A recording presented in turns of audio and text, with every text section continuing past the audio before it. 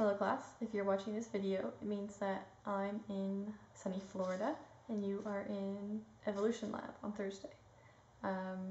Today I'm going to talk about Chapter 5 in our book, Homicide. It's involving parricide, which means killing of parents. Two more definitions you need to know.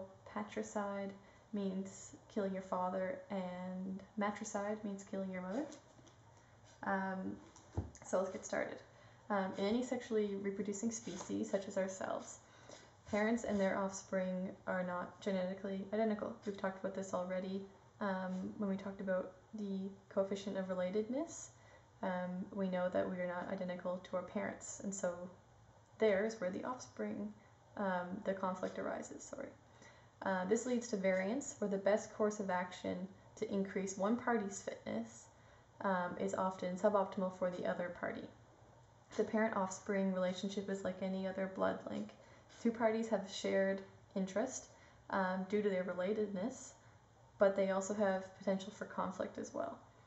The primary struggle of parent-offspring conflict concerns parental resources and investment, since the ideal distribution for offspring is nearly always different from that which would suit the parent. We've seen a good example of this in the YouTube video we watched where the little girl was being weaned from her mother. She was looking for more resources and her mom was looking to cut her off. The magnitude of parental investment in offspring is expected to be a point of contention in all life stages, so from conception to adulthood. Each offspring will routinely desire a larger share of parental investment than would be ideal from the parent's perspective. So offspring not only have to barter with parents for their resources, but also with siblings.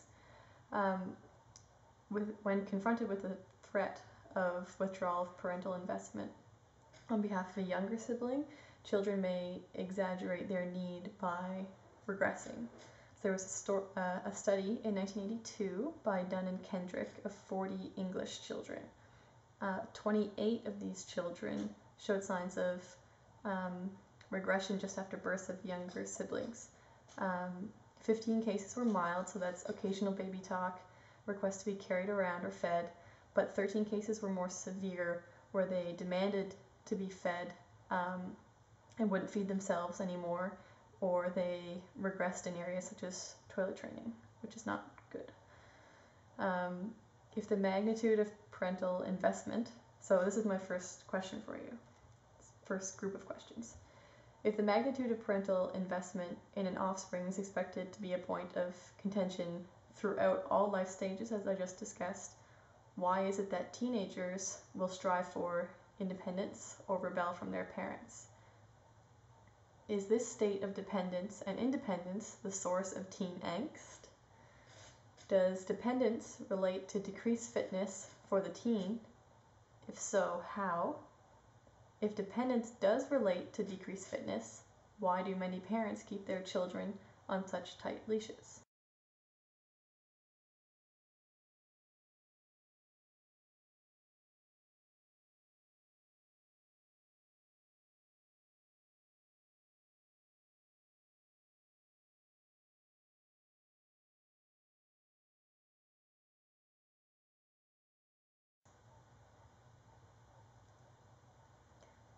So parents invest time and energy into growing children every year. As they approach sexual maturity, they represent an increasing value to the parents in terms of the parents' fitness. We would expect that parents would be less likely to kill their offspring as their offsprings age and reach this sexual maturity. This expectation was reflected in the Detroit data that we've talked about before, highlighted in the book, that shows that only 2 parents killed their adult offspring, adult being over 16 years of age. This is contrasted with 9 parents who were killed by their adult offspring. So that makes us wonder why. Why would adult offspring kill their parents? So Freud has one theory. In the year 1900, Sigmund Freud published his book, The Interpretation of Dreams. His theories were way off the mark. And this book homicide, is very critical of one of his more famous theories, the Oedipus theory. So first, a bit of background about Oedipus. He was the son of Laius and Jocasta. So Laius is his dad, Jocasta is his mom, who, while fulfilling an oracle, he unknowingly kills his father and then marries his mother. So Freud said of this and his theory, "It is the fate of all of us, perhaps, to direct our first sexual impulse towards our mother, and our first hatred and our first murderous wish against our father." So this is the basis of Oedipal theory. So Freud did make some references to Darwin in his books, but he did so without really grasping the idea of fitness. So before I give away the answers, what do you think about Oedipal theory?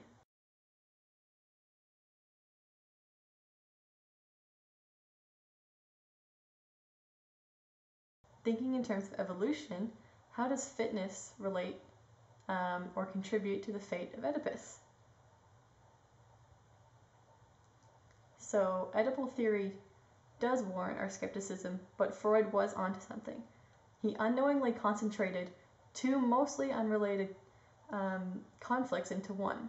First of all, there is conflict between the father and son over the wife and mother, and there is also conflict between the father and son for reproductive status. Conflict over the wife and mother is related to the offspring's fitness. The offspring wants the mother's time and affection, and also wants to keep his father at bay to prevent conception of younger siblings.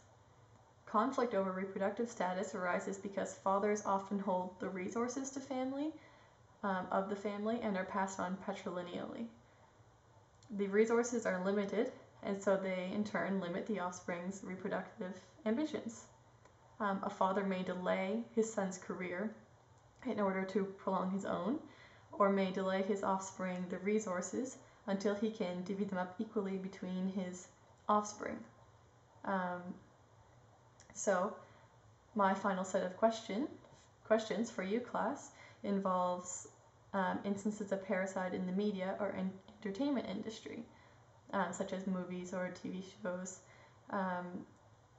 Can you come up with any examples and explain how your example can be explained thinking evolutionarily?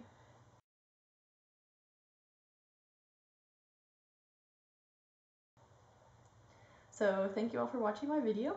I hope you liked it. I'll see you on Tuesday when I'm trying to snap back into work mode and out of vacation mode. So